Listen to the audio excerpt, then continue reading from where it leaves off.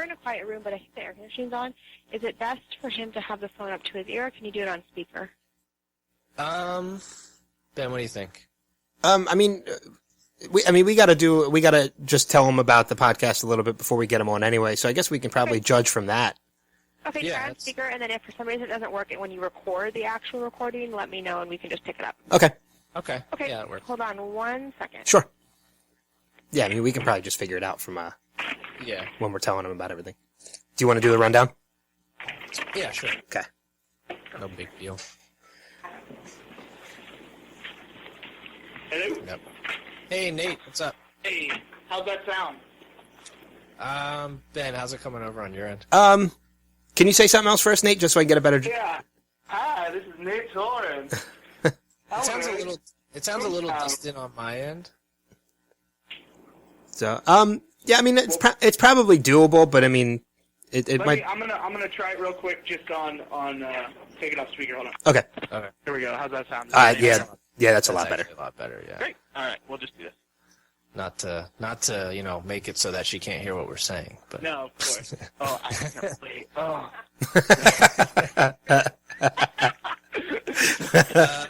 So what's up, Nate? The dog is off the leash, my friend. The dog is off the leash.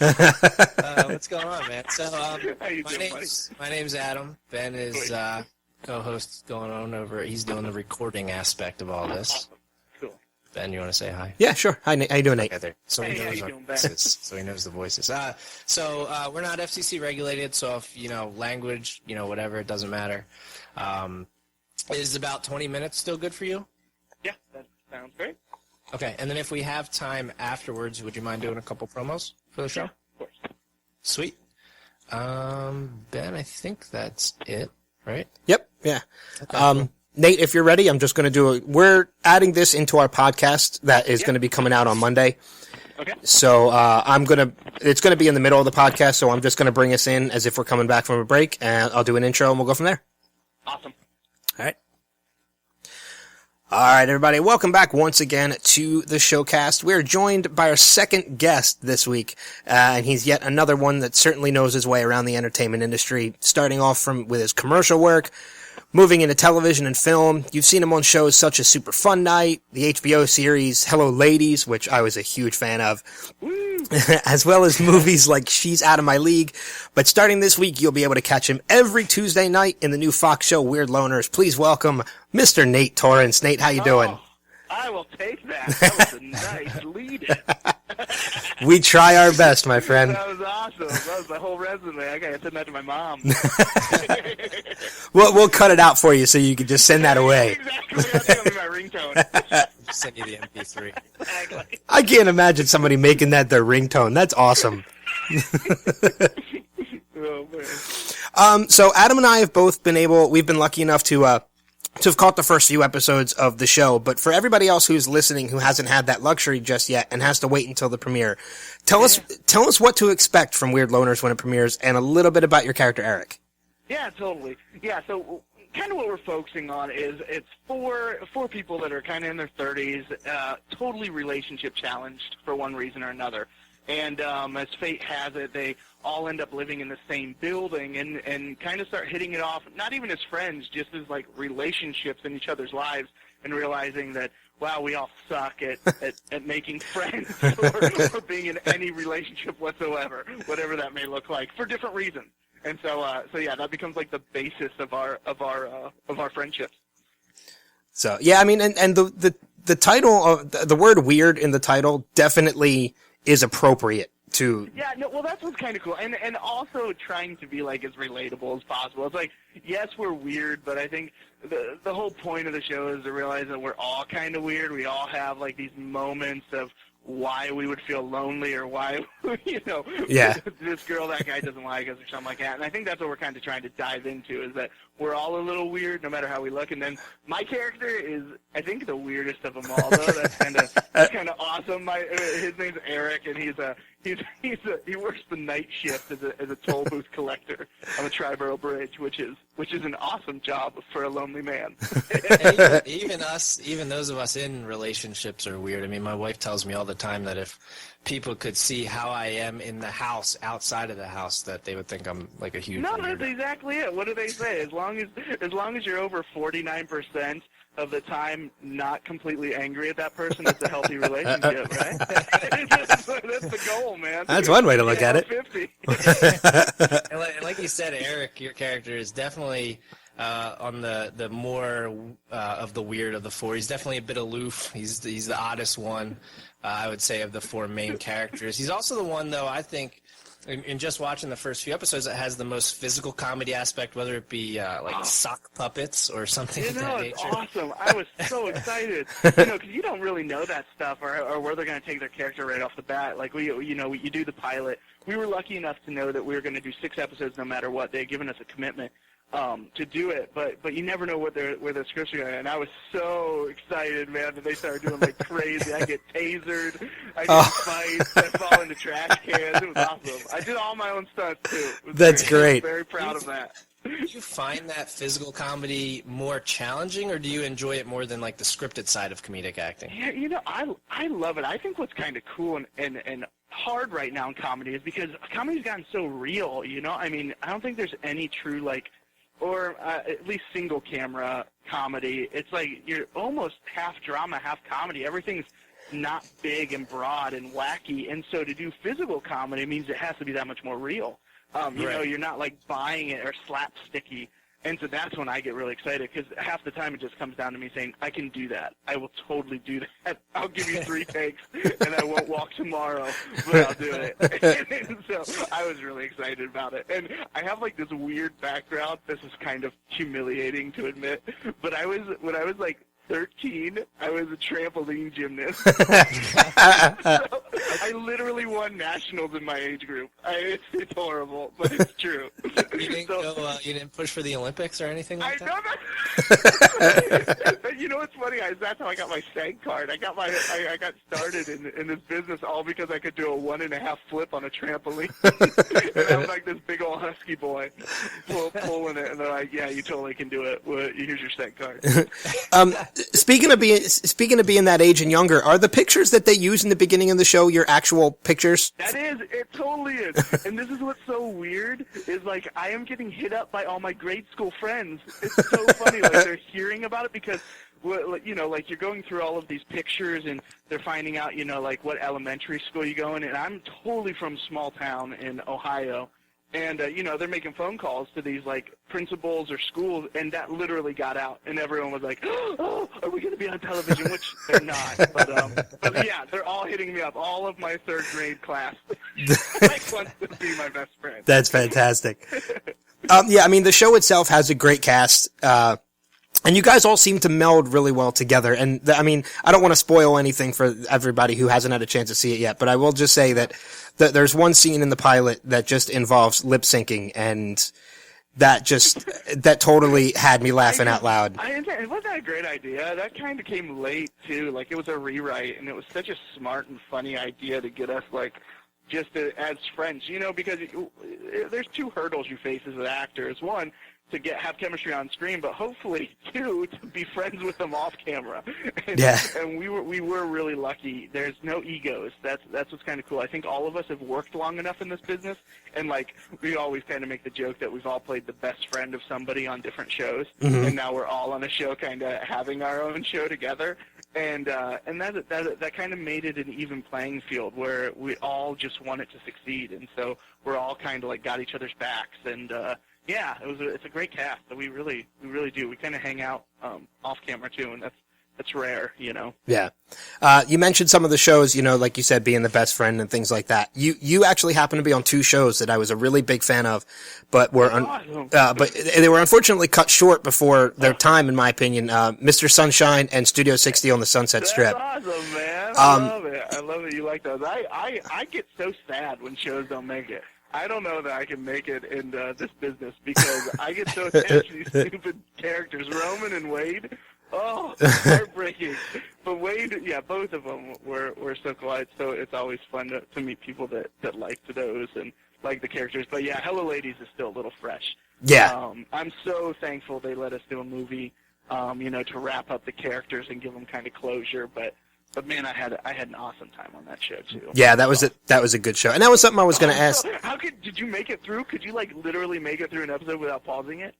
It can get so awkward. Oh yeah, it's definitely awkward, but I mean, it's something I want to go back and rewatch it just because. Yeah. I mean, I knew who you were when I watched it. I'm a big fan of Stephen Merchant's as well, so it's such a good show. HBO puts out a good show as well, and it's just it is. Yeah, our cinematography and all that. You felt the bar be raised, and but it was a cool dark comedy, and as far as like really getting into true loneliness. I always say that Weird Loners, I feel, was a step for me into a more commercialized version of Hello Ladies, because it's a little bit more lighter and a little bit more funnier. Yeah. Hello Ladies can always kind of ended with that. Ugh.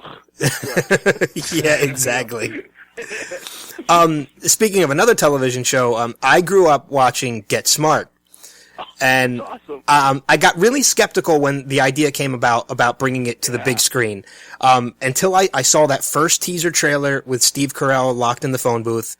That's awesome, and man. I love it. From the moment I saw that, I was like, okay, this is going to be pretty good.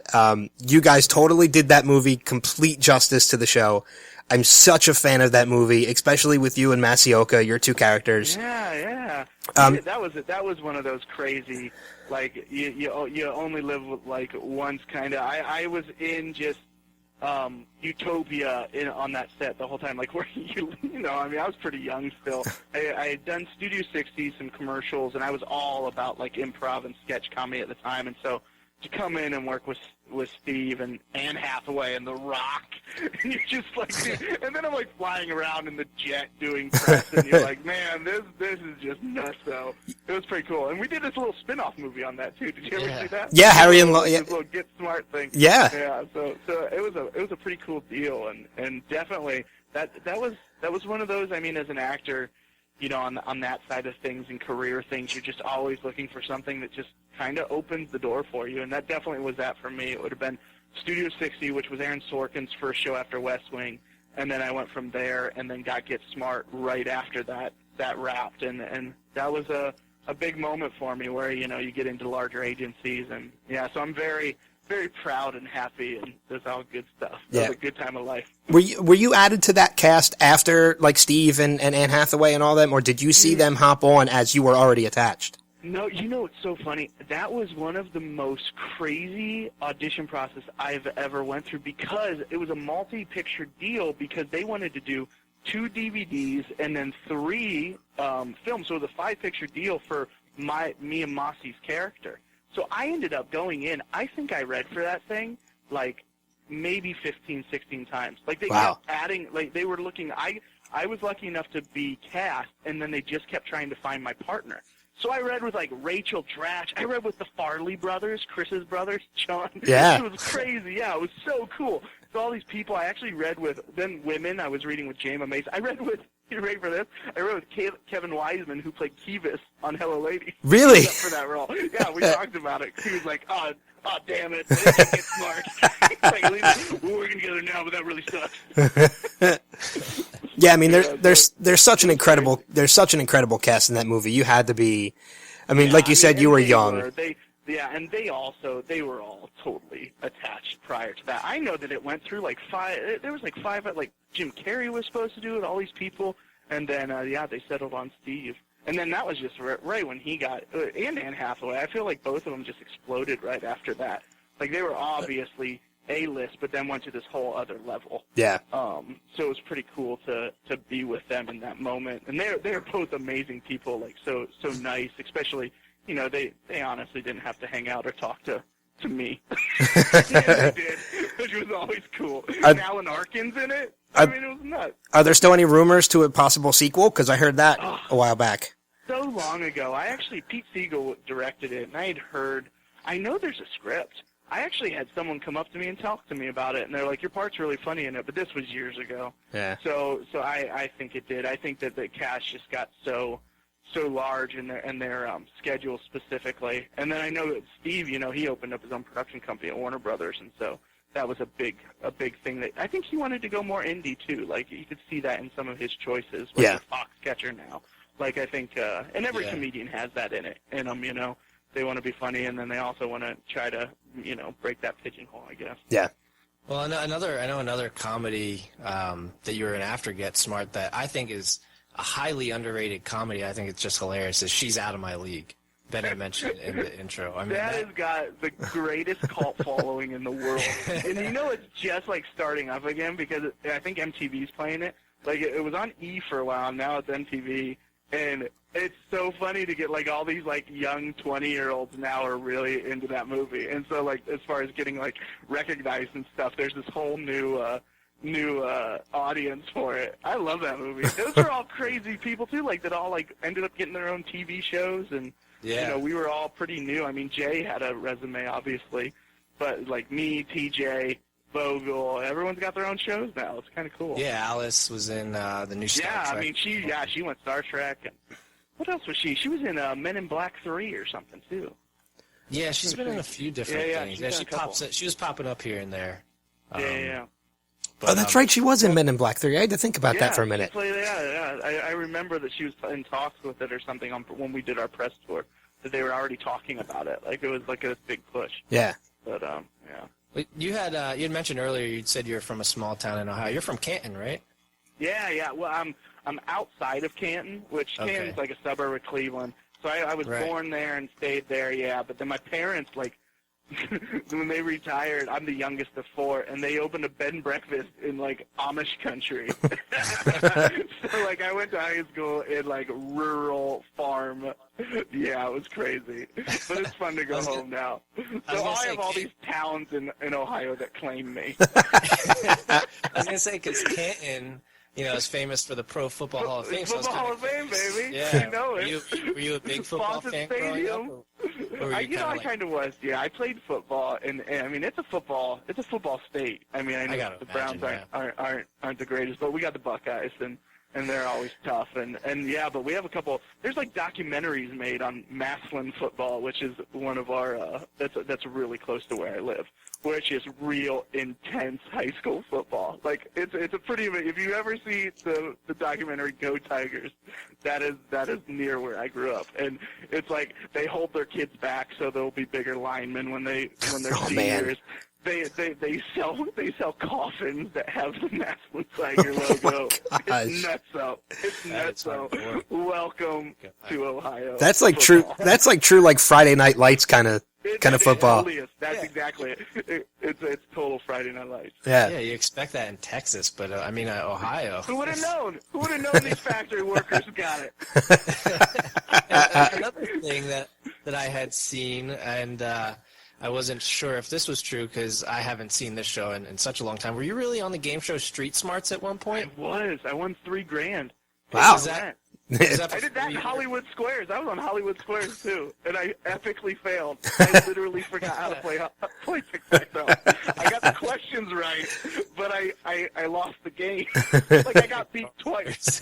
Like a girl got 3 O's across the top and 3 O's down the middle. It was horrible. I made a short film out of it, and when I went on tour with my live show, I would play it, and it was all the Meatloaf's Objects in the Rearview Mirror. It was a short film of me failing on Hollywood Squares. It was awesome. Was that before you got into acting too? Yeah, no, totally. Yeah, I started off. Yeah, I left. I was in Ohio, was going to Kent State. And then I saw a show in Chicago. I went and saw a Second City show, and Tina Fey was main stage, Rachel Dratch. It was everyone from 30 Rock, basically, were in this little theater, and I freaked out. I'd never seen improv or anything, and so I finished that semester and moved to Chicago, and then studied there, and then from there moved to L.A. and kept doing it out here, and then started touring with, like, a one-man, like, sketch show, comedy, like, stand-up show, and then did that until Studio 60. And then after that, I try to always perform live like once a year. Me and my brother kind of do a show. He's an actor in Chicago.